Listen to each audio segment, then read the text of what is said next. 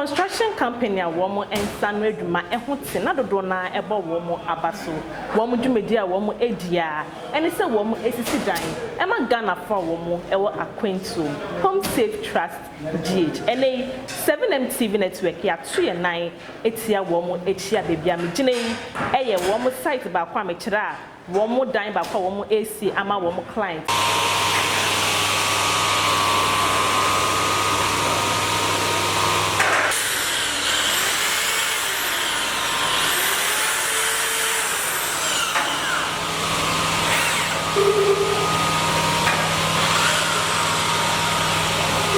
and let you media woman ADA a office renovation. Send it aha AC IFNO. Some man can't show say a renovation a woman area.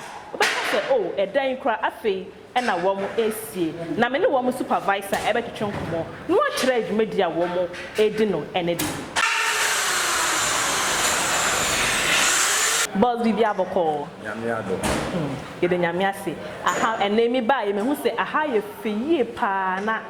Mate say a renovation and I'm moye no a day. Now so send a high sky family crass a dying craft and a mashasia musi. Boy and come up boy and chilemu, send a mudu median moshasia a free and bia murder ever dying. Well, Home Safe Trust GH, Oceania course I say a old office are yet taking over.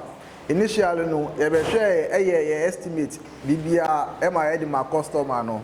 After the customer approval, we came over to start from demolishing. Initially, Osha said na atina a demolishing BBR bringing BBR out. After bringing everything out, the carpenters has to come in. So after the carpenters came in, we started with whatever that we have to do.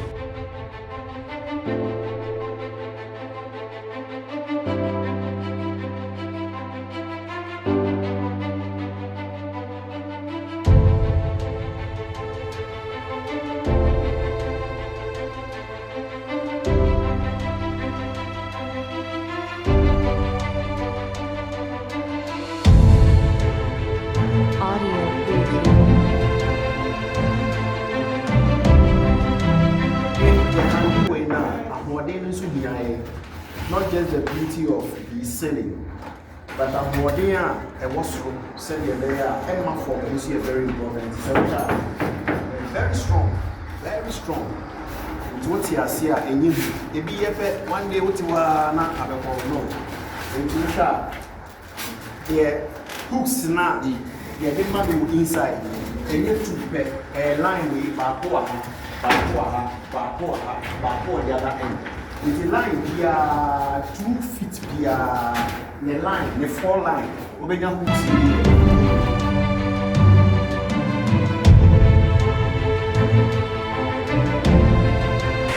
After say carpenter no any demolition, or demolishing old ceiling no any partitions now on my no.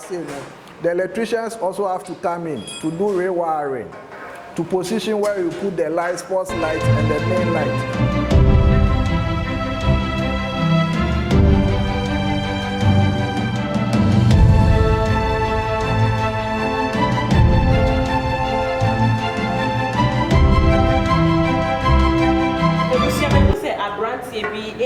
That they be ever high. You know, and what's your work here? What are you doing? Okay, I'm a glassman. Okay. Yeah, so we are doing partition for office. So this the manager's office. This is the manager's office that we are creating here. And the main door for the manager's office is here. Is here. We are coming to create another office also at this place. We are coming to create another office at this place. So this is what we are doing. Here and here. It will be 2 offices. Yeah, that's what we are doing. Thank you. So what exactly are you doing? What are you doing with these metals?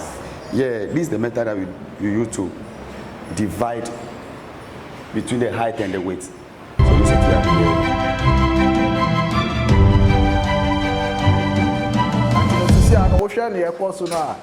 Aluminium fabricator, on our bemwa, on aluminium work. No. Home Safe Trust GH, we work for Ghanaians abroad and foreign nationals. No matter how the thing is, you just come on board, bring your work, take us to the site, we do surveying. After surveying, we give you a cool estimate. Our prices are cool to the extent that we will help you, we also help us. At the end, you be Juma we need beje. Until home safe tragedy, yeah, men show say we do Juma be my. Yes, share near course wa at the beginning share you wonder how we started it.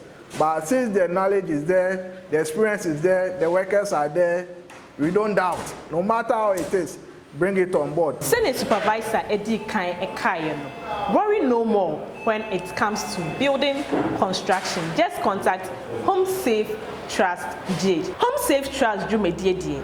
One way bibia build from scratch. Say a renovation, say a demolition, say a roofing. And I would dine with CW and our person with CC dynamo. For Home Safe Trust GH. Not any woman endi in kita home. Say our person with sound bedroom. O kitchen, o hall, baby. Sounds so and a woman see school dying, say a hospital, say a sorry dying, offices, Nina near here, and it's a obe contact Home Safe Trust GH. Now no woman, I check in common, not shining so, woman is dying, Edma Ghana for woman, ever amana name Home Safe Trust GH, working for Ghanaians abroad.